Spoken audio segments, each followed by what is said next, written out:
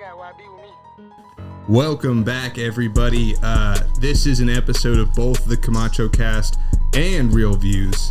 So this is the Real Views Camacho Cast podcast, the first podcast that will have two hosts and features in one. Hey man, we come up with some shit, don't we? Yeah, I like that. But that's how you collab. A lot of people don't know how to collab. Everybody just wants to be, it's me. Nah, man, I know how to take the step back because it's a team. Shit. And when you on a team, you got to know how to take the step back and let the other man step up so he can score them shots, because sometimes you tired. And when he's scoring them shots, you let him shine. And that is how you talk your friend into a threesome. Sometimes you gotta let me take shots. You gotta take the shot. And then he goes, "You've only been taking shots all night." It's like, well, Michael Jordan said you miss 100% of the shots you don't take. So I'm always down for shots. So now we at it and we taking. Welcome to shots, the podcast, everybody. everybody. Man, I haven't talked to you proper in probably a couple months now.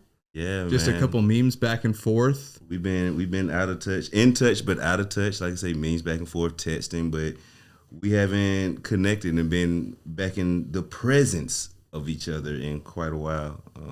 No, I know. Yeah. I'm glad to see you, dude. It's good to see you too. You look well. Thank you. You always look great. Dripping, you look great. Always dripping with your own merch here. Hey man, I gotta represent myself and represent us. Like, in case you guys don't know, I am wearing a Be For Real shirt. If you don't know what Be For Real is, it is my merchandise to represent yourself and to be the best that you can be every day. Life is a movie, so every day you wake up, you have to live the best movie that you can be. Every day is a scene, so you're making the best out of those scenes, because at the end of your movies and all the movies you made, you got to put those together and you're going to have a reel. So you want the best reel that you can have of your life when you ascend on to the next level or wherever you decide that you're going into that range. So it's be for real every day, from the day that you're born to the day that you leave this earth in a physical being. You be for real always. That makes me think of how, honestly, like Instagram kind of almost helps you create that reel. Like, you know what I mean? Now when you say it like that, it makes me think of like, well, there's we call it like branding now. Mm-hmm. Everyone's trying to brand themselves some kind of way. Yeah. You can also kind of read that, given what you just said, that it's like, what kind of movie are you making?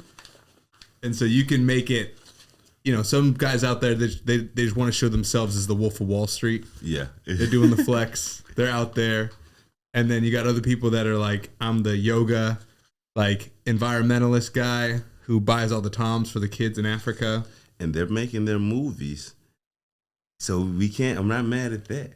But are they all being real with them? Is that where they really are in life? Or who they really are? Or is that just who they're trying to portray because it gets them the clout at the time? Yeah. So it's like, I like meeting people, especially in this industry, and you know that they're not just doing this for the clout. Uh-huh. Because, of course, we all need money. Right. We got to pay our bills. We want it so we can do more things and all that. But when you're doing this shit for the passion, and you got that passion in it, it's a whole nother feeling. Like, you were coming on set and we're about to make a commercial or movie, and no matter what position you have on that set, you can tell the people who are just passionate. And it's like, yo, let's do it this way. And like, you see their eyes just light up a completely different way. And I don't know, it's just driving. Yeah. Like, yo, like, it's exciting. Like, okay, yo, we're not getting paid today, but we're going to get paid later because your passion is like so fucking intriguing. This project's going to be great, and I don't mind getting paid later. Yeah. Yeah. What brought you to the industry? What was your passion? I've always loved movies. Ever since I was a kid, I've loved movies, and we used to act a lot. But I remember, I believe it was 6th grade. we used to be big on wrestling, WCW, WWF. I think it's WWE now, but we were super big on wrestling. Me, my boy Josh Sprung, Dan, Scott, and Kevin. We were in class. We were wrestling around. We were supposed to be going out to recess or some shit. We were messing around. And we did some move, and I went flying over the desk. And boom, boom, boom, made them all tumble. I look up, lay back down. Everybody's rushing over. Hey, you okay? You okay? I'm like, yeah, man. Kevin's like, man, we thought you was hurt for real. I was like, I did good then. Hell yeah. Like, man, you should be an actor. I was like, nah. It's like, nah, man. You do this shit like every day. You can do this. Like, you should be an actor. I'm like, nah, I would like to be. So I started doing like little shit, but I fell away from it. And, you know, being around the environments I was around, I started falling into wanting to be a rapper. I was good with words. Always good with words and like to play around with them. So I was rapping for a while. I got out of high school. We were rapping. And I was like, fuck this. I'm going to start, I got to shoot my own videos. I don't want to pay people to make them. But before this, I had already wrote my first movie. I wrote my first movie when I was like 16, I believe, 15 or 16, because I was on punishment. I used to get into a lot of fights at school, get in trouble. I had good grades and shit, but I have a short temper and people piss me off, so I fight. I didn't know how to control that or, talk in a different way. So I used to fight a lot. So I was on punishment for some shit, and my dad took everything away.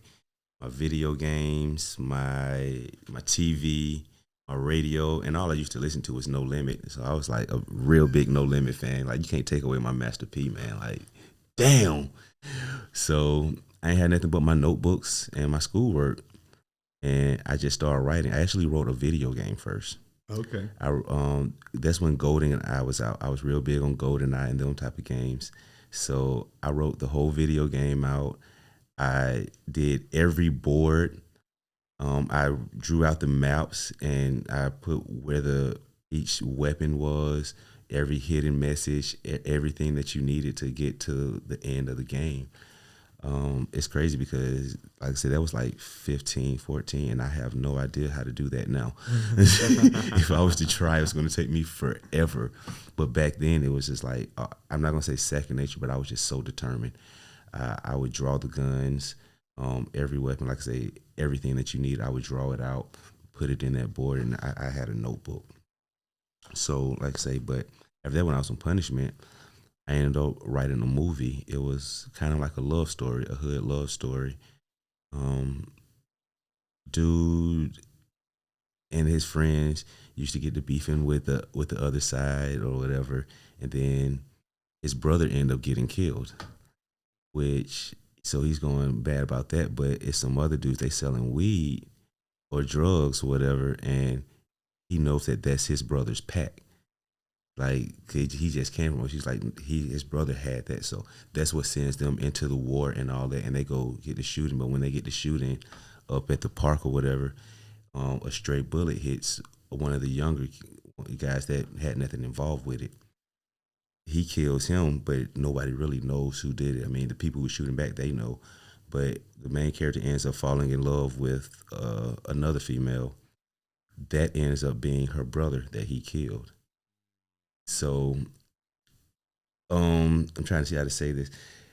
It was like, okay, it was blacks versus Mexicans at the time, or Puerto Ricans really. So he fell in love with the Puerto Rican girl, which that was already supposed to be forbidden, and then they found out that this is like Romeo and Juliet, basically. Yeah, okay. Yeah, and then like the dudes that they're beefing with, they're like, she knows them because they're all connected, but she doesn't know that he killed their brother. And then when they found out, like, he knows this in the back of his head, like what done happened. And then at the end, she finds out, she shoots him. So like, whoa. Yeah, that was like my high school Romeo and Juliet I wrote, and I just always love movies. So I started doing my own videos, making those. I never released the videos I shot for myself. I started doing photography and videos for everyone else. Like, I picked up the camera, I was like, oh, can you do this? And so I was like, shit. So I started making money at it, and it switched up my avenue. So it's like, damn, I'm concentrating on myself. I just make money from other people. But I wasn't doing what I was supposed to be doing. And after doing it for a while, you start feeling that like something's missing. You know what I mean? Like, I don't care how much money I'm making, it's not right. So I had to get back into making films. Like, I didn't care if they were short films, TV shows, pilots, or whatever. But I was starting to do it and just going to be doing them just to have films. But now I even realize, like, even every short film that I do, I want to have it to where I can pitch it for a pilot. I want you to be wondering what's next, because if somebody likes it and it's picked up, then okay, yeah, we can make a movie out of this. Like, I want them to be that interesting. Like, one, I always write with cliffhangers, so you're always going to be wondering, like, what the fuck? Like, don't do me like this. Don't leave me. No, don't leave me. And then I come back. But that was my main thing. Like, that's actually how I started my first television series that I want to get back on for Atlanta. I wrote it as a short film, and we got ready to film it, just me and my friends and everything. Everybody's reading. I was like, what's next? Like, you can't leave this like this. Like, we got to know what's next. I was like, okay, I'll write another one real quick. So I wrote the second one. They did the same thing. What's next? So I got to writing the third one. Like, 3/4 of the way of writing the third one, I was hooked. I'm like, shit. Like, I'm really into the characters at this point. It wasn't just a writing anymore. Like, I'm involved with these characters and what they're doing, where they're going. It's a real connection. Like, I really relate to them. And then I started taking, like, characteristics of people that I knew, and I would add it into it. Stories that I knew from, this part of the country or somewhere else, and I slowly mix it into it so it's relatable to people when they watch it. And now I still haven't filmed it, but I do have 10 episodes, and I am gonna like I say, pitch it for a full series for TV. Probably FX, HBO, Showtime, or so. It's more of like a FX or Stars type show. Like, if you think about the shows that they put on and everything. So I would look for it in, like, that era. Not so much Netflix. It can go Netflix, definitely, but I wouldn't want to release all episodes at one time. I want you to, like I say, that cliffhanger. So the next week, you gearing in, or you can wait all 10 weeks and then binge watch them at one time. But when it first comes out, if you watch them all, because it gets good, and then you watch all of them, then you're like, oh, now I have to wait another year. And that anticipation can be good and bad. Like, because you're waiting, but if something happens and it goes a little longer, now you're even more mad. You're like, man, but you got to get these right back to them. What are some of your favorite shows right now? Right now, I am watching, of course, Stranger Things. I love the sci-fi in it, and I like kid shows. I'm still a big kid at heart. Yellowstone is a great show. Of course, the Power series, which my shows are relatable to, like, the Power series. If you like those series, you would like my shows. What else am I watching? I watch a lot of, like, mythological shows and documentaries, but I'm watching, dang, the name just went out of my head real quick. But it's about some kids that they're in a college or high school, and they all have powers, which is vampires, werewolves, shit like that. I'll probably think of the name later. Yeah. But it's pretty good. But other than that, yeah, mostly I'm really on Yellowstone and Stranger Things. I had to pause myself on Stranger Things because I didn't want to finish the season right away. Okay. So I was like, still on episode 4, and I was like, you know what, I'm gonna slow it down, because if I watch it all, then I'm gonna be waiting till next year for a season. I was like, let me just slow down. They actually have a Stranger Things exhibit in San Francisco right now. Oh. Yeah, downtown off of Geary Street or something. Oh, I actually did see something about this. Yeah, Yeah. I know when I first came, they had it was Harry Potter. So now it's Stranger Things. I was thinking about going until I heard how much it was. So, Do you prefer shows to like movies? Because I feel like movies are kind of, I don't want to say dying, but like just people really, one, financially, it's way better for companies to have something that's like prolonged. yeah. Okay. So I see movies as being less financially viable now if they're not tied to some sort of show or some IP that has some longevity. That is a definitely interesting way of looking at it.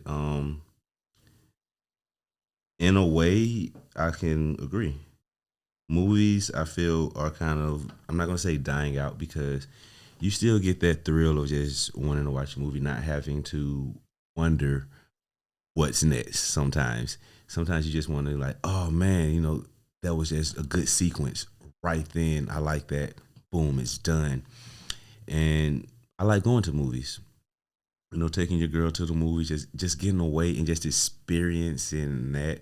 So I don't think movies will ever just completely all the way die out. Right. Because, the other thing that we don't know is movies are rich man's investments. Mm-hmm. So it's just like we play stock and the lottery and everything. You get 5 rich men and it's like, I want to see a movie about this. Fuck it, Bob. I got 20,000 for you. You got 20. We'll match at 20. Now we made our own movie like that. We want to see. We don't care if no one else likes it. Mm-hmm. This was for us to have fun, and just so happenedly, it made us 40,000 a piece. Like, yeah. Like everyone looks at the big box office. Oh, millions and millions. Nah, like we don't need that. We do. We want that. We all do. But it's so many other avenues and smaller chunks that you're going to get that money right back off of advertisements and other things. And it's like you say, it's an investment. And most of us don't know that. We just look at movies as just the movie that we watch. Mm-hmm. So, yeah, no, it seems to me that with the way that these companies is like have started to shift, they want those IPs, those franchises that can just continue to pump out content. So like you still see a lot of, I think Star Wars is like going, or Marvel, where like now they're doing both. You're getting the shows in between movies. And go ahead. I'm gonna let you. I was gonna say it's just like the movies are really more of like the chapter endings to these like fake. I know like Marvel uses the phases system. I say the movies in like Marvel, I say the movies are the meat. Essentially, that's the everything, and their shows are what just pulls them together, right? Because it's not too much in the shows, and the shows are so short. They don't last too long. It's just they're the links. That's what it is. The movies are the chains, and the shows are the links. It's letting every time they drop a show, which I love. It's like it's letting you know what's coming next. So it's like this little bit, but what I don't like about it is Marvel, you fucking get us hooked on these shows. These are good shows. And then you drop the movies. After that, I don't give a fuck about the movies. I still love the movies. I'm not going to lie about that. But I'm hooked on these shows. I want to see more of these shows. And when they end, I know that there's not going to be no more of this show. I know there's no more Loki. Damn, Loki. I like Loki. There might be. I think because they said of Kang the Conqueror, I think he's going to be the Thanos of the next phase. So it's going to be one of those, they're going to do just enough content that you forgot that happened.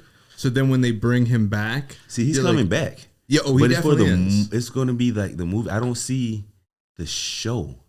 And I would love to see more Loki show. Oh, I see what you're saying. Yeah. I think it is getting another season, though. And then, what was the other one?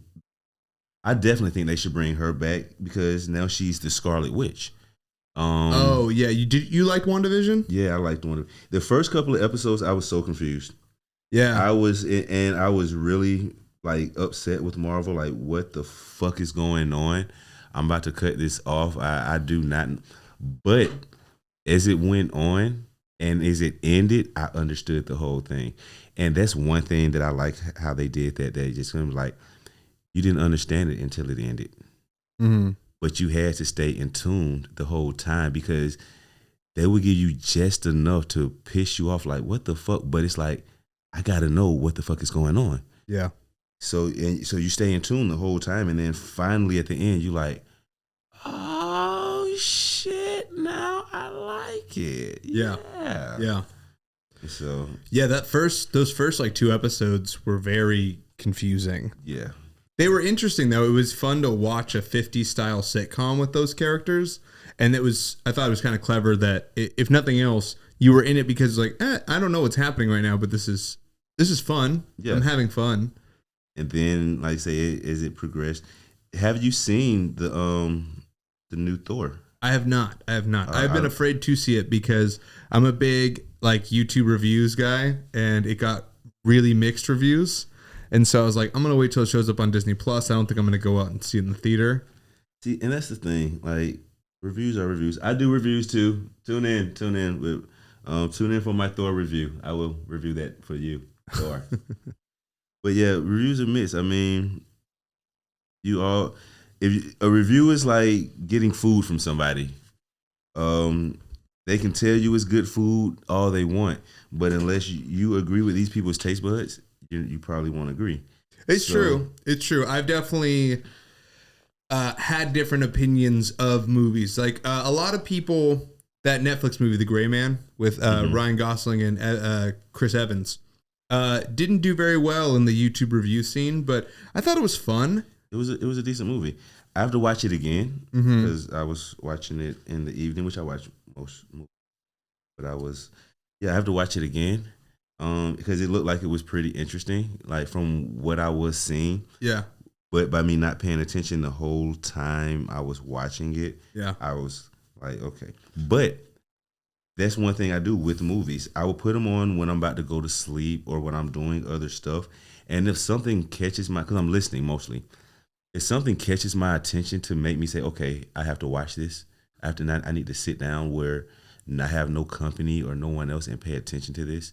Then I feel like it's probably a good movie. And Gray Man was like that.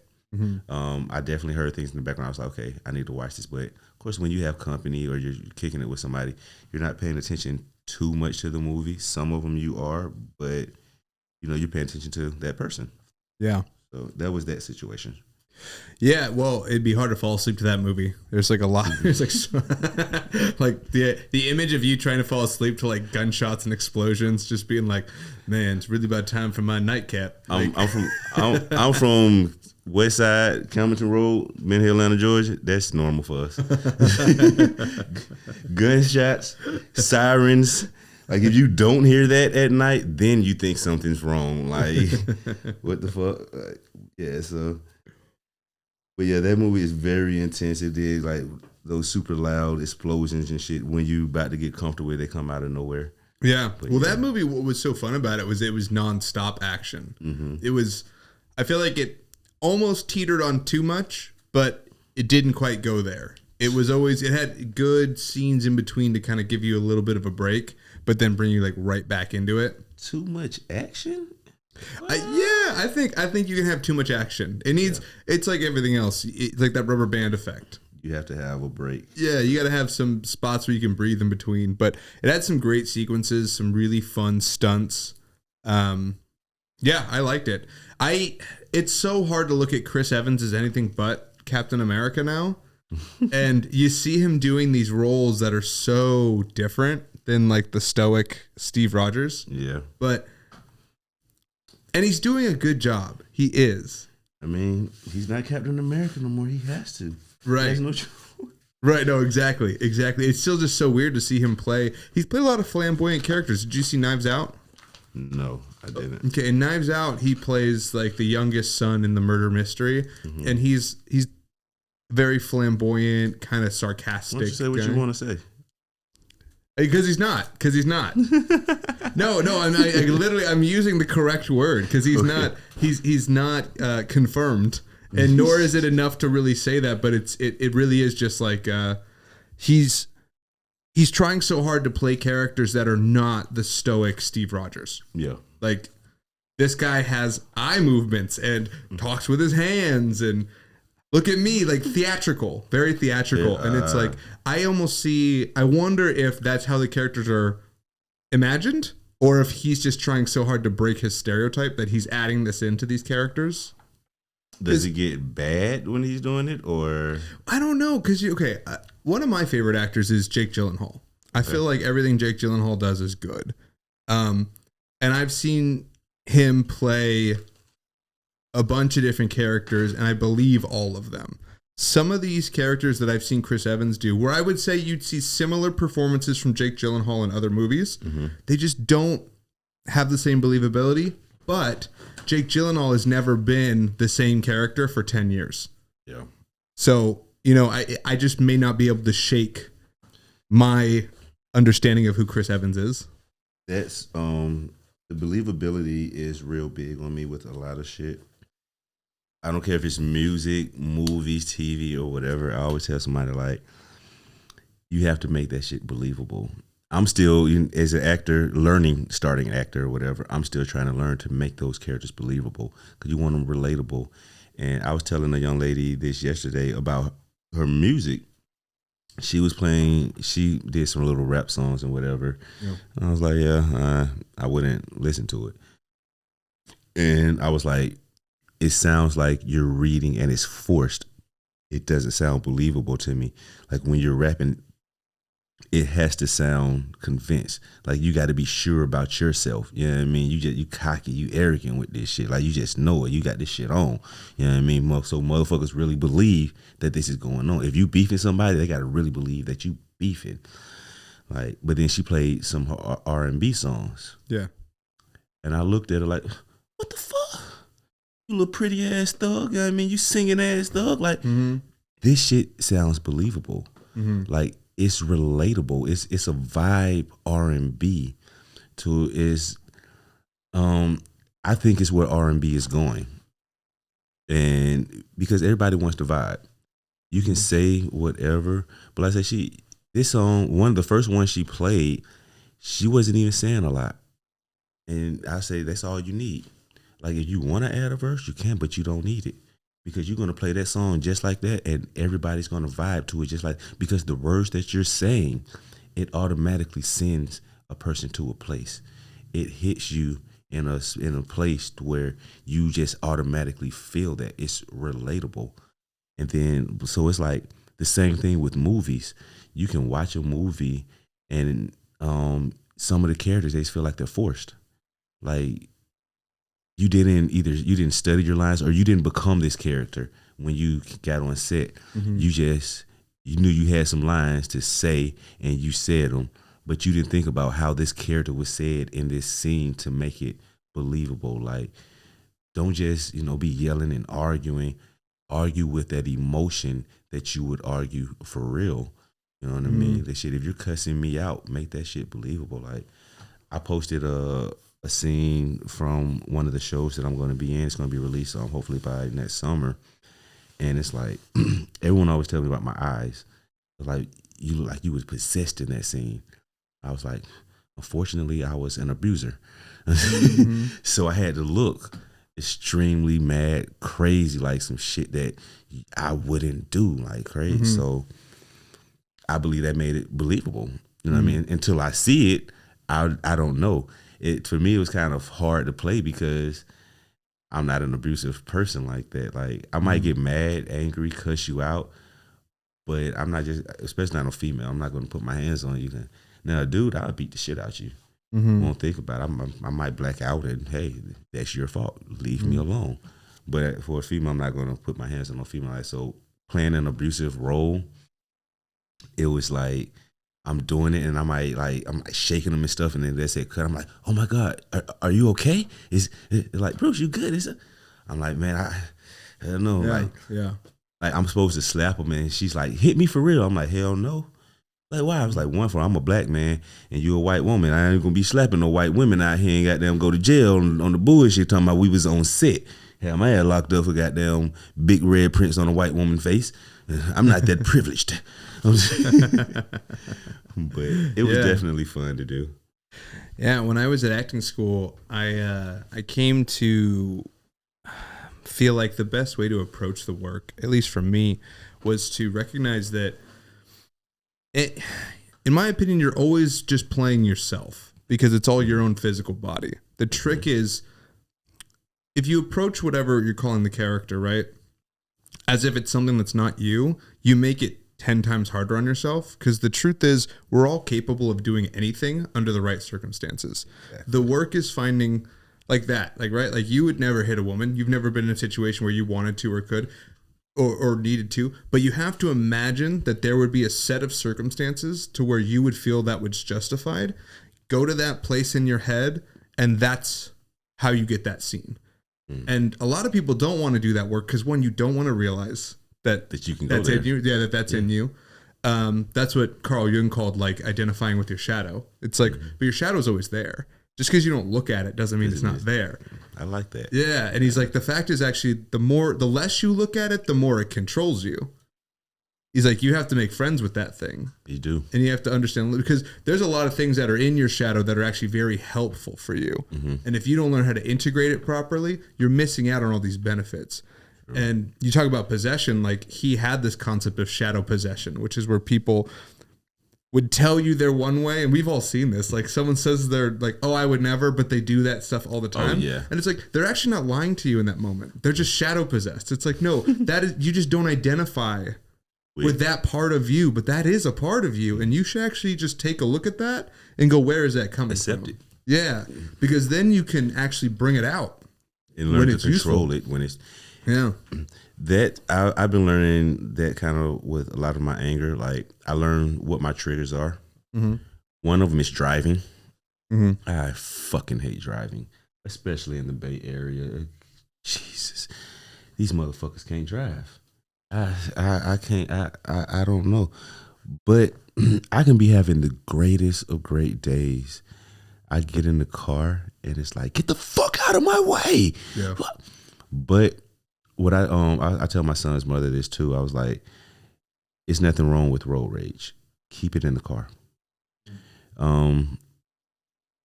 That is a lot of people's time to let out that extra energy, those expressions, that because you're bottled up all day at work. You go home, you're the nice person, you're nice to everybody all the time. Sometimes you need to yell, you need to explode, but if you do it in public, you look fucking crazy. Right. So yell in your car. You're in there by yourself. You're like, yell, like, get the fuck out of the way. Get that out. But just know, I mean, you're not really angry at the person. And so if they look, you wave at them, do what you do. But, you know, if that's your way of expressing, you know, getting some feeling out, some expression, get it out. Yeah. Because we all need to release that. And us as humans, we hold so much in, we don't release that we never know. Yeah, well, I think that's why, you know, earlier before we did the pod, you were like, oh yeah, I can't really listen to like metal too much anymore. Mm-hmm. And I think it's funny because I think punk and metal music is a socially acceptable way to release your rage. Like you look at people in a mosh pit, like think about how weird that is. People decided that while certain type of music was playing, it was socially acceptable to like create a circle and beat on each other. And like there are rules. There's these unknown rules that like you don't beat somebody to the point that they don't want to keep playing. Yeah. It's like I hit you, you hit me. If you fall over, immediately you'll see people pick them up. Mm-hmm. And it's like it's a dance almost. It's like this. It's some of that kayfabe you see like in wrestling. It's like no, we don't do that here. We're not. No one's gonna lose a tooth here. It's an actual dance, like you say, and folk forgot that and look at it. But yeah, the mosh pit is actual dance. Yeah. In Tennessee, they integrated the mosh pit with rap, and they did that. I forgot what they called it, but around the 3 6 Mafia area and all of that, it would be the same thing. It was like everybody would circle and then moshing, pushing each other. Like Yeah. And that's where a lot of that crunk music and all of that stuff came from. But I didn't think about it like that. But like you said, we need actually places where we can release our anger because we're not allowed. There's a lot of places where you're not allowed to. Yeah. And that's where I think a lot of these movements take place. I mean, look at like people wearing like what you would call emo, goth, or scene. It's a way to let other people know that you're you're really suffering, and kind of make it sexy. Yeah. It's like if you're adopting that as an aesthetic, you're essentially telling everybody, I want to be defined by this. Yeah. And I'm not gonna lie, some goth girls are really sexy. You would think it's crazy because you like goths don't mess with black people. I was shitting me. I remember in high school, I was like the only black kid that used to talk to all the goth kids though. But I was one of those kids. I can get along with everybody. Mm-hmm. I didn't see the separate groups. I mean, I seen them because I knew they were there, but I was like, I'm not sticking with one group. I hung out with the nerds. I hung out with the popular kids. I hung out with the jocks. I hung out with the goths. I hung out with the Asian bloods. There were Laotian bloods at my school. I never knew what a Laotian was until I went to that school. But it's weird when you learn that. So for anyone who doesn't know, Laotian is the proper way to say people from Laos. From Laos, yes. And yeah, Laotian would sound like what you'd want to say, but Laotian is the proper way to say it. Yeah. Yeah. I didn't even know what Laos was. But I just know it's by Cambodia because most people say Laos and Cambodia because I guess they're both pretty small countries that people treat them the same. Yeah. But say like as a kid, you don't know this. Right. You don't know how I still don't know this. Sheltered we are. Like what the world keeps from us. America, the world, they teach us what they want us to know. And if we don't get out and learn this shit on our own, you really won't know. If somebody doesn't teach you, like if it's not there. But yeah, like I was the black kid that used to chill with everyone. I didn't like you picking on anybody. You know what I mean? Shit, pick on me. We can all fight. I don't give a shit. I don't get suspended anyway. But I remember you was a sexy ass goth chick. Yeah, I remember summer, and then after that summer, when we got back to school, and that's why all those got kids because they were like she had transferred schools, so they knew I was looking for. I'm like damn, Bruce. Yeah. Their parents transferred to schools that she went. I'm like, damn. Now I'm thinking maybe because they found out she was fucking with a black guy. I'm just, I don't know. Watching you recognize this in real time is pretty fucking hilarious. So we never know what the real story was. Wait a second. I liked her, and then her parents moved her to a different school. Yeah, I mean, I used to deal with a lot of racism, man. And like, I actually had another girl. Her name was. And she has told me like we can never date because my parents would never let me bring home a black guy. And Emily had like one of the fattest asses for a white girl. That's what turned me on. Like I had never seen a white girl with a fat ass before that. Like, and that shit was so fat. I was like, yo, I gotta have it. You know what I mean? It was her and then this chick that was actually those the two white girls with fat asses when I was in Rochester. Like, and I'm talking about like fat asses. So I think they call them POGs now. Yeah, you do. Yeah. POG is an acronym for fat ass white girl. Yeah. PAWG. Yeah. And they had to been the original POGs, because before that I had never seen a POG, and God damn. I remember Ashley that was at Ashley's house. She had to kick her little brother out of the house. Like, get out of here. She saw her sitting on that bed. That ass was just like, they're just poking out. So I used to go to Ashley's house all the time, though. Her parents were super cool with me. So,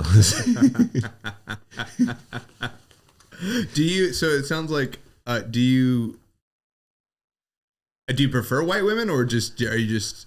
I feel like there's a thing with that, and maybe you can break this down for me. Actually, no.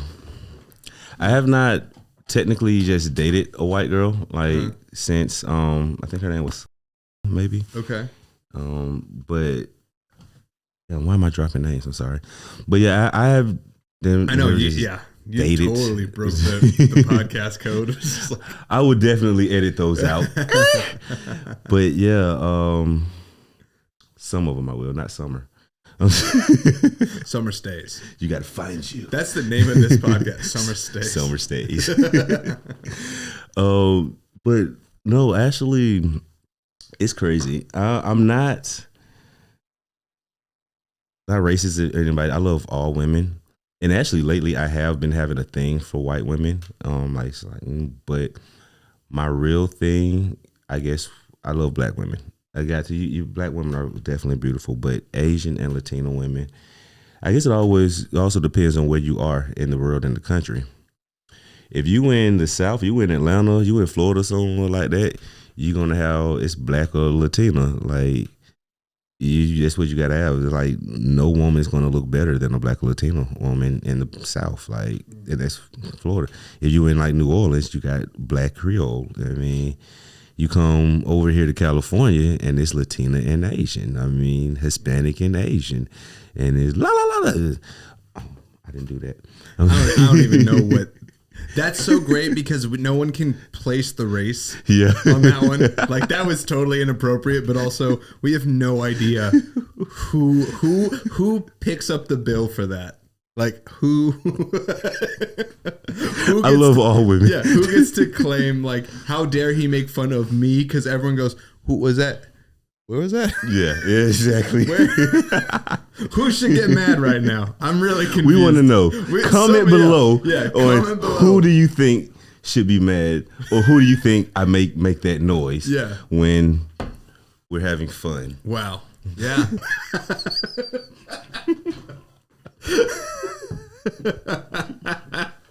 You haven't even sparked up yet.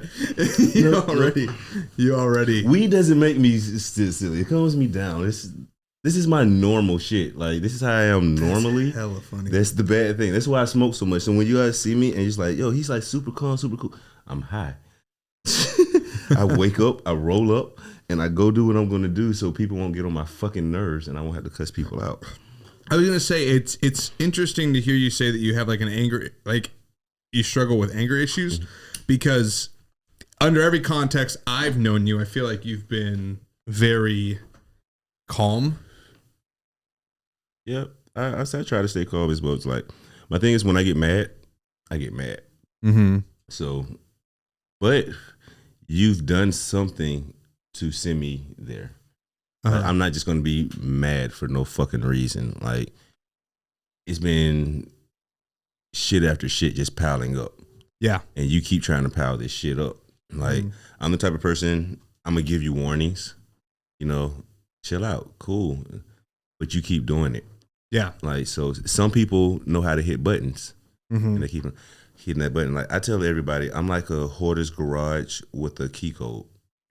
You know it's a bunch of shit in that hoarder's garage. You don't know what's in there, but that's not your garage. So you ain't got no business fucking with it.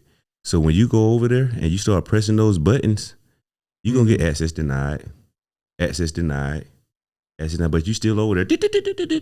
Access denied, access denied. Finally, either you're going to find the right code or you're going to get a malfunction. Yeah. Access granted. So you happy because you found out how to hit the buttons. Right. But when that shit garage opens up and all that shit comes out on you, it's nobody's fault but your own. You shouldn't have been hitting those buttons. Stay out them people's shit. Yeah. Sometimes you just got to leave people alone. You don't know what they're going through, what they got going on. Like, I try to make people smile every day, even if I'm in a bad mood. Like, sometimes it shows I'm not perfect, and I get angry at myself when I let shows like, damn, I shouldn't have did that. But most of the time, I'm still going to be trying to make you smile. Like, I'm talking shit. Like, never take shit I say too seriously unless I sit you down and be like, hey, you're fucking up. Yeah. We got to have this conversation. Other than that, I'm joking with everything I say because life's too short. We don't know when we're going to leave. So shit, when we go, we need to be going with a smile. I'm trying to go out with a bang. I mean, literally a bang, bang. If I go, that's the best way to go in the guts. You know what I mean? Well, hold on. I can understand that, but also wouldn't that be traumatizing as fuck? for the partner. Like it. You will always remember me. Yeah. I hear that. Because I've thought the same thing before. It's like, oh, I guess if you went out while climaxing, that would be pretty cool. But just, okay, most of the positions, you're going to trap that person. That's not cool. Which I only saw from a Stephen King. There's a Stephen King novel that also was a movie that's on Netflix. And they were having sex on the floor. Well, she was the whole premise of it is what's so scary is they're like they're having sex and he the consenting couple have been married forever, not anything nefarious, but like to make it kinky, he like handcuffs her to the bed and then he passes out on top of her and dies, and so she's stuck and the key gets knocked away, and so she starts going like kind of nuts because she's there for a couple days, and like a wild dog comes in, starts eating her husband's body. Yeah, it gets crazy. I haven't seen that one. It's a good one. It was on Netflix for a while. I hope it's still on there. Let me see if I can find this up. Look this up. Got to sit in that one too, man. I got to check him out.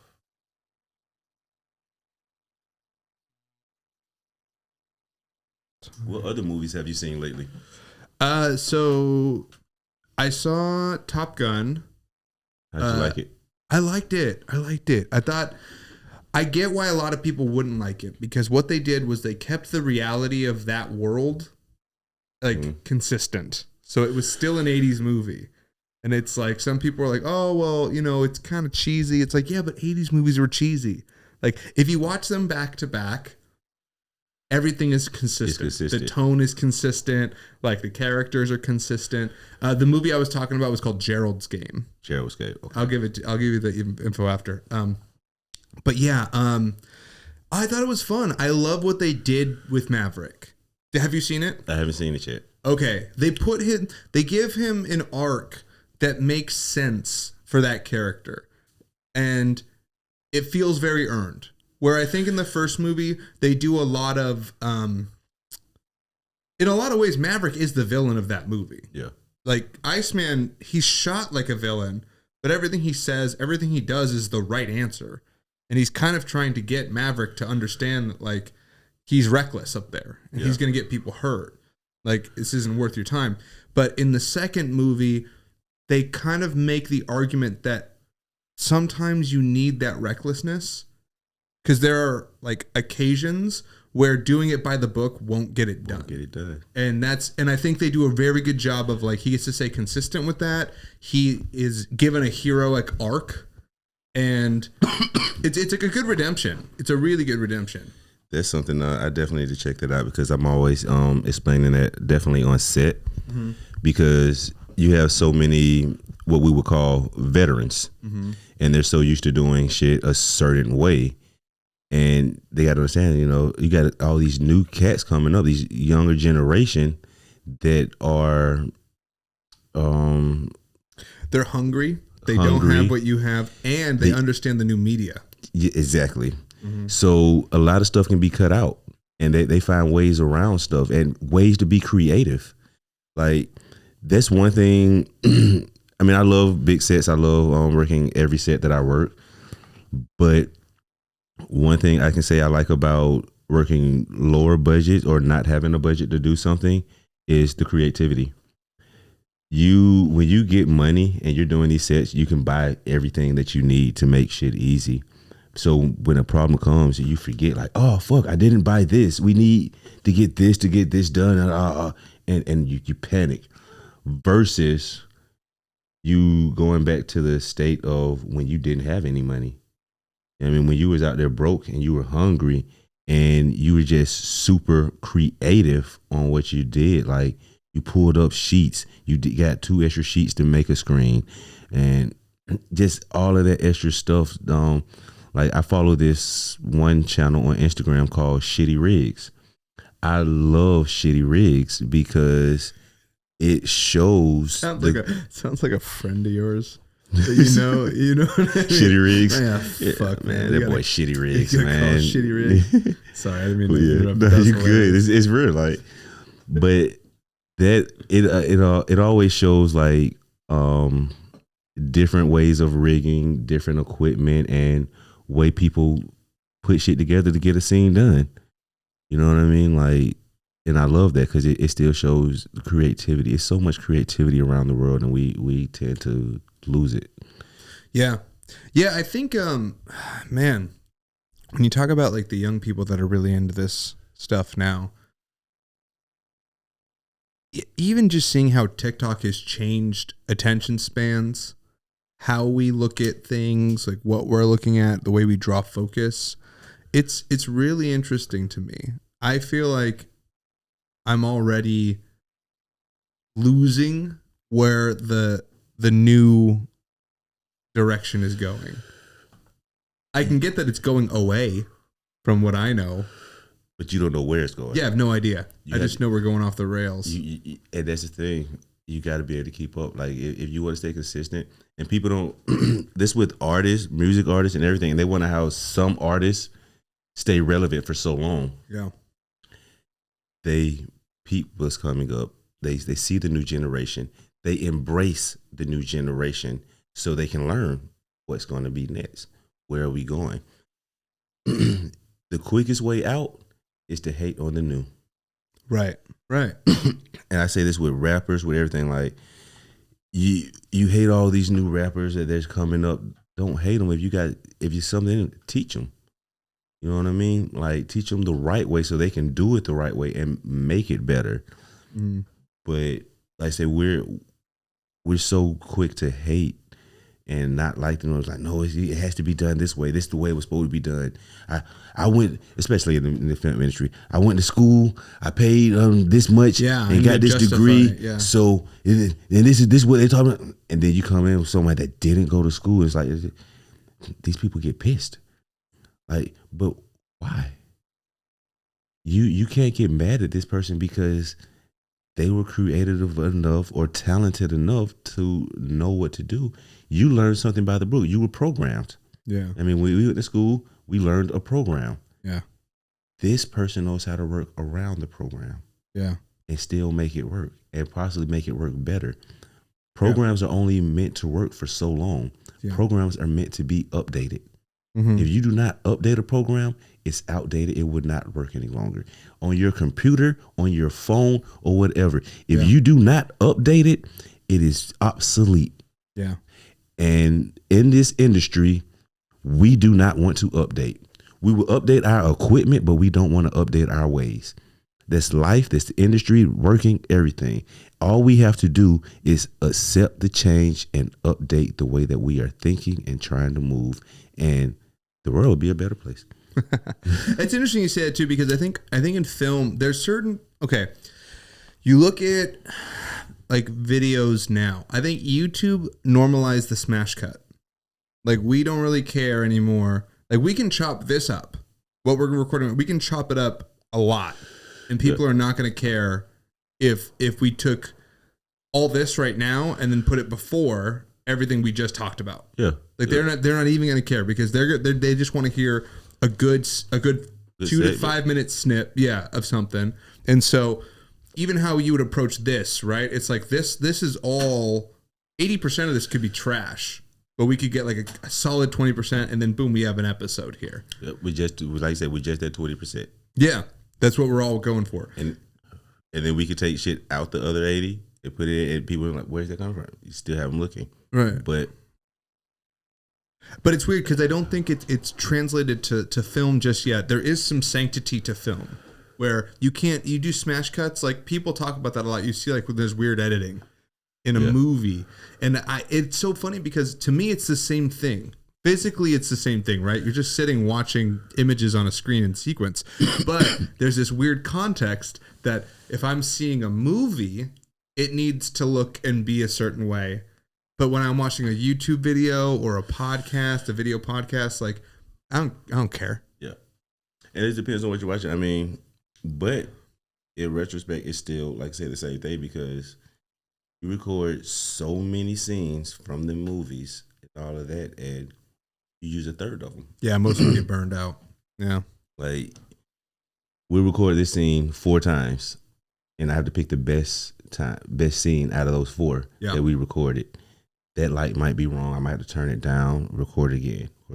So it's basically pretty much the same thing. It's just that people don't see it because I'd say in movies you hide it more. Yeah, you have to hide it more. Yeah. Which I wonder if there will come a time where all these iPad babies now will not care.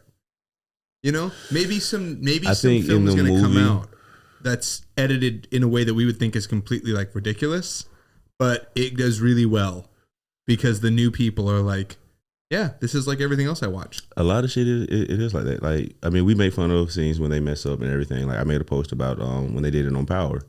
Like, you can see the continuity and everything. Yeah. But I think that's what people want from us. Like, you can do that in shows and everything, not just regular TV shows, but you can make a show and you can do that and people don't really care. But in that movie, they want to see that professionalism. But like you say, shit's always changing. I never thought that I would see the POV movies, and when... Yeah, those are a little weird. Yeah, but what was the first one? Blair Witch Project. I hated that when it first came out. Oh, okay. Yeah. But that was a game changer for the industry. A lot of movies start shooting like that. Yeah. And they got better and better. And like... As Above, So Below was a great POV movie. You've never which seen one? It? As Above, So Below. It's on Netflix still. I have to check that one. It's I haven't seen that one. But like I said, they changed the game so much with those, and I hated those. As a filmmaker, I was still in high school when they came out, but I knew I was a filmmaker. Yeah. And I hated those movies. I was like, it's no aesthetics to this. It's like, what are they doing? Like, but the older I got, I appreciated it. Like, I appreciate the creativity, the drive that those young people had, and to be able to think that all we have is this type of camera. How can we make a scary movie with what we have? Yeah. And they fucking did it.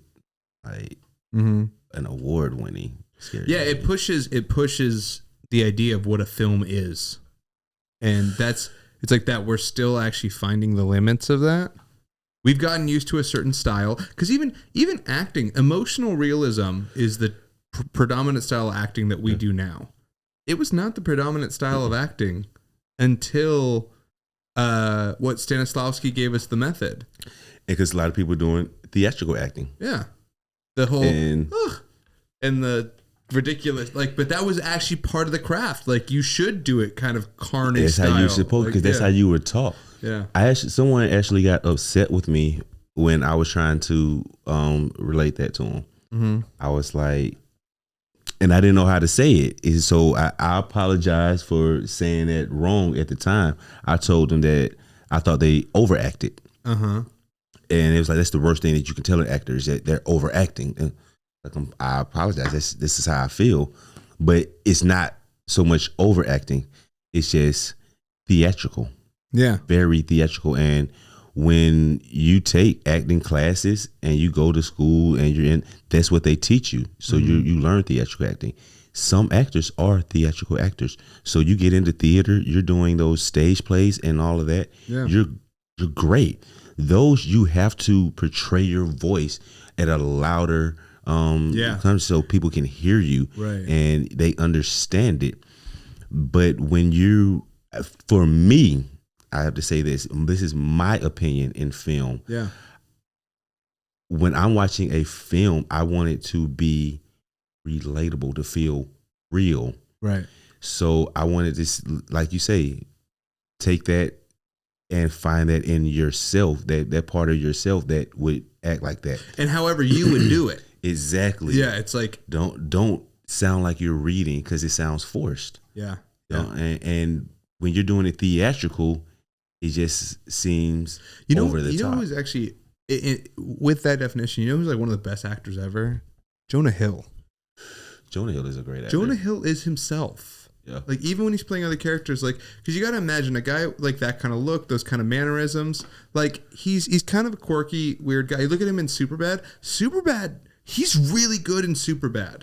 Really? He's very good in Superbad. And I didn't get to appreciate that till I watched it again after seeing his filmography now, because I think when he's in Wolf of Wall Street, like, he kind of proved himself that, like, he can be in a scene with DiCaprio and like steal scenes while DiCaprio is in them. But you go back and it's like he always had that. He always. You go back, like you said, you go back to Superbad, and he made that movie. Yeah, he's amazing. In most of his movies, he is the supporting character, but he Jack Sparrow's it. Exactly. You go to see the movie for him. Yeah. You're not going to see it for the main character. The main character is the main character, but you're going to see it for Jonah Hill. Yeah. Except for Wolf of Wall Street. Right. But you love Jonah Hill. But even then, Wall some Street. of the best scenes in Wolf of Wall Street are for Jonah Hill. The Steve Madden scene. I'm not saying he was that. I'm just saying like it's hard. Yeah, I mean, if you were going to see that movie, you were going to see it for Leonardo DiCaprio at the time. Right. But you're going to love every scene Jonah Hill is in. Yeah. Dude is a fucking amazing actor. I love Jonah Hill. I'm glad that you said him as a great actor. Like, who are some of your favorite actors? So I said I love Jake Gyllenhaal. I think everything he does is fantastic. Before I get into that, I want to say, because you were talking about the theatrical acting, a guy who I don't think has shaken his theatrical acting background but does really well in film is Ian McKellen, which is why he always plays like he was great as Gandalf. Because Gandalf is larger than life. Yeah. So he didn't have to suppress his preferred acting style for that character. And those are type of movies and you have to know that. Right. That is the type of movie where you need that theatrical. So when you're casting, you need to know, so, I need a good theater actor for this. Right. Because like you say, Gandalf is larger than life. Yeah. You can't really play Star Wars. I haven't seen it. Okay, so in episode 2 of Star Wars, the Sith Lord Count Dooku is played by Christopher Lee.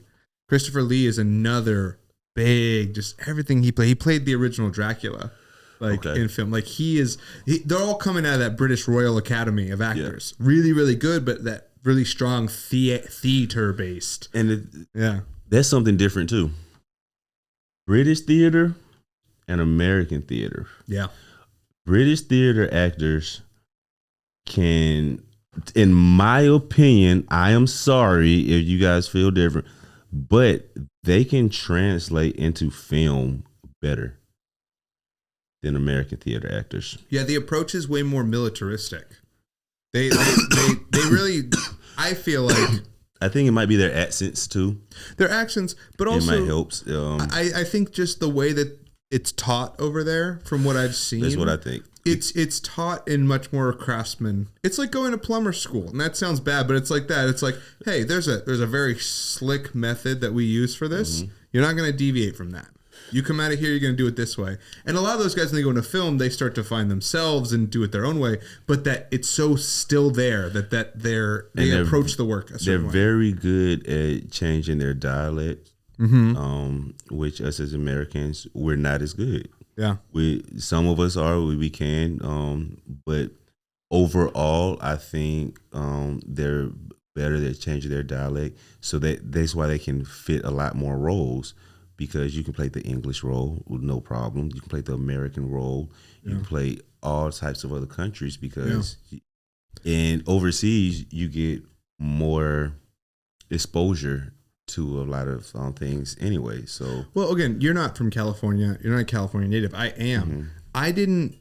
I didn't know I had an accent, because every movie was made where I'm from. Even when they're in New York, they talk like me. The movies, like they use the California accent. So when you go somewhere else, they're like, "Where you from?" Yeah. Well, I just had to learn as an adult that like I have an accent. It's just the most popular one, because American media has always adopted that accent. And it made me think, like, why isn't he Peter Packer? He would be, because he's Brooklyn. from the U.S.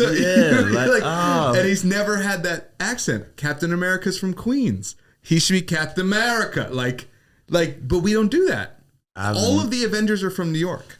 And none of them have New York accents. Oh shit. And this is what I'm saying is, like, there's already that level of artificiality, because everything is made in California. Mm-hmm. So everyone sounds like they're from California. Exactly. And it's and those crazy. Are the looks that you get. Like, the media that California put out, like, it fucked up a lot of young girls' heads back in the day. Yeah. Because they think, oh, this is how I have to look. This skinny, but not understanding That's because Californians ain't got good food, so them bitches didn't know how to goddamn eat. So they just skinny. They eating bread and flakes. It's bread and spread. That's why they skinny. But see, now you see it's a lot more acceptable of thicker women in the industry because it's natural. Yeah. We don't want to see women out there starving themselves. Now, if you're a naturally thin woman and you're taking care of yourself, that's one thing. That's beautiful. Yeah. Do not be out there shoving shit down your throat so you can throw up your food that you just ate. Being bulimic. Do not put your body at risk to pursue a career that you think that you want. Be yourself. Make the world accept you as you are at all times. Go out there. If you want to get in shape, get your ass in shape. Hit that gym. Get a trainer that's going to tell you, oh, this is going to remove this. This is what's going to help for this. Work on the right exercises. Do not fall into every gimmick that is on TV, social media, and whatever. We make media to make money. We sell you products. We sell you images to make money. What is for one person is not for the next. What is for you is for you. So be you. Don't be changing yourself up trying to be something else that you're not, because then you're not going to be happy. You're always going to be changing yourself because you always have something else to be. But if you're just being you, you never have to change. Change your attitude. If you got a fucked up attitude, you can change that. But do not change yourself. Yeah, if you're a pog, just be a pog, dude. I love pogs. just be a pog. And we talking on this, like I said, I've been thinking about some white women lately. Now you're gonna slide in. If you thought I've been looking at you, you might have been right. Hey, you better go slide in there while you can. Tell them how long this phase is gonna last. So you think the food in California is not good? I'm not inclined to disagree with you. I'm just curious to hear what that is. Yeah, we're gonna talk about the food in the Bay Area. Mm-hmm. I think the Bay Area is one of the most diverse places in the world. You have every culture here. Do you though? Pretty much. I don't know. I feel like you got four big ones, but I mean, it's pretty much there all around, except for Caribbean. It's not too much of a Caribbean culture. Okay. But you have Asians, Latinos, blacks, Caucasians, all Caucasians, Russians, I like, so Indians. So it's like, I was gonna say, okay, in my opinion, and again, I've been here my whole life. Mm-hmm. I feel like we call, and it's not to discount it, but again, mostly Vietnamese, Korean, Asian, and Latino. Right, that's what I was gonna say. That's pretty much. That's what California. And we're like, oh, we're super diverse. Yeah. And then, like, when I was working in San Jose, that's when I really was exposed to a lot of it, because then it was like, it's really out there. It's predominantly Vietnamese culture, Filipino culture. I love Filipino women too. Mahal kita. But definitely living where I live now in this undisclosed location that we will not say, it's all white people out here, and so Sorry. Oh, that's fine. But it was new to me. Like, to really be around that, I was like, oh, okay, like, cool. Like, I'm down with this. This is really different. I don't know what that is. I'll eat that. Like, I'm not against. What are you saying? What is it? Like, I was totally culture shocked in a very fun way, and I was around a great group of people who were like, we're gonna take this whitewashed Hispanic kid and like. See, just said it. What's that? Say it again. Whitewashed Hispanic kid. Whitewashed. Oh yeah, no, I know. That's what California is. The food, and like I say, people get mad when I say, like, nah, it's no flavor in it. It's not as authentic as it should be. I'm going to these restaurants and I'm checking them out because everything is whitewashed. Yeah, which makes sense because most of the people who are paying for that stuff for white people. Yeah, so it's like they have to make it fit to who's going to eat and everything, but they forgot where it came from. Like, no, why did they want to eat it? They wanted to eat this food because of how it tasted originally. Mm-hmm. Now, you had to make it, dumb it down for her auntie because she's gluten free now. Well, bitch, change your diet. You know what I mean? You change it to be gluten free. Make that motherfucking food original. Give it that real taste again. Mm-hmm. Like, I love Indian food. Yeah, it's Indian good. food is delicious. And I see around here you have like a couple of Indian places. Yeah, a couple great spots over there. Yeah, I was about to stop at them. I was we might still be able to, I mean, I think that order it one in. Of them, yeah, one of them we can order till 11, I'm pretty sure. Yeah, we might have to order that Indian food. The spices, the sweetness, Indian food is very delicious. Indian food and African food are probably like my favorite cultural dishes. I've never had African food. Man, my first time having African food, my father lived in Pittsburgh and I used to go visit him for the summer. Mm-hmm. I had made friends with this kid. I cannot remember his name to save my life. I'm sorry. He can remember all of the women in his life. Some of them. If y'all didn't lock lips, he doesn't remember you. Get out of here. If you ain't pogging, we don't know your name. Who are you again? Who what? We don't know each other. Oh, but you and I shared Beyblades. I don't know you, bro. Bro, nah. But nah, his I used to go to his house all the time, and his mother, like I say, was African. So she cooked a lot of African dishes. I can never remember the names of them too much, but they were delicious. So I used to always eat that and everything. And then, of course, in Atlanta, we have a big African culture. So it's a lot of places that you can go to get good African food, good African dishes. Check them out. And I had this little chick up in Norcross that I used to talk to when I used to work for Comcast. So when I be out in that area making deliveries, like she'll know I'm in the area, she'll always cook me some and like meet up with me wherever I'm at, bring me the dish. Man, that food would kill over it. Like, I don't know. It's just something about the spices and everything. I've never had it to where like I see a lot of like the family dishes where they eat and everybody eats off of the same plate. Yeah. I've never had that. But it's a trip. It's nice. Oh, you've had it? I've had it because my girlfriend's Vietnamese and we eat that way sometimes. And it's very weird at first. But what it's great is I eat a lot faster than her. Mm-hmm. So when there's too much food on the table, it makes it's not as noticeable. Like when we're both given separate entrees, like I kill it really fast and she's like eating and she feels like she has to speed up. Whereas like if there's a whole big thing, we can just keep picking and it's like, so no one knows. It's just disappearing. Yeah. I like that. So it's kind of nice. I went to, that's why they give you the bowl like this. I went to this seafood place. Yeah. And they give you everything in one big bag and you dump it on the table. Mm-hmm. My dumb ass first time going, I ordered the family thing, but I was by myself.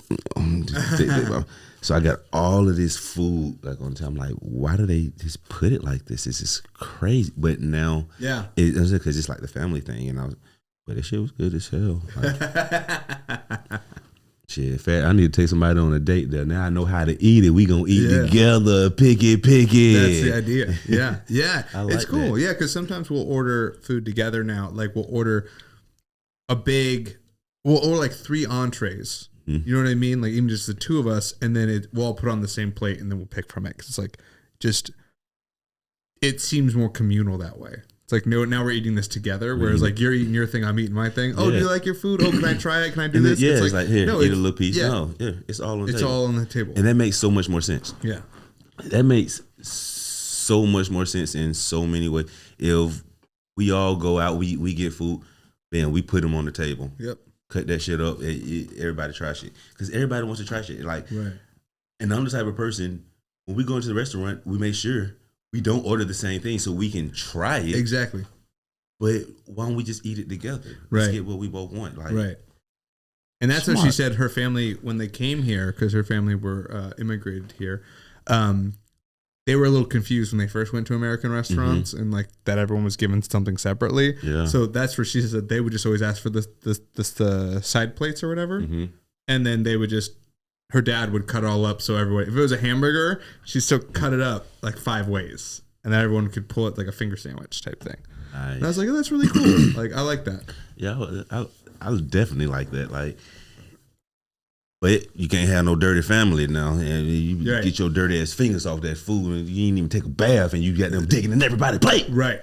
God damn it. Been digging in your ass all day. You just touched the goddamn bread. Man, I don't want to eat ass digging ass, boy. Well, like we say, man, thanks for tuning in, everybody. You was on the Camacho Cast, featuring the real views. Your first collaboration podcast all together. Bruce Barnes and your boy, Jay. Thanks, everybody. You know how it is. I'll get... I messed up my own slogan. My own slogan is, I will see you all the next time I get around to doing this. But I couldn't say that. Yeah, you can. No, I couldn't say it at the time. Like, I physically got tongue-tied. Now it's awkward. This is probably one of those... It's like The Sopranos. We should just end this in the middle of the sentence. Well, that's because you didn't have the...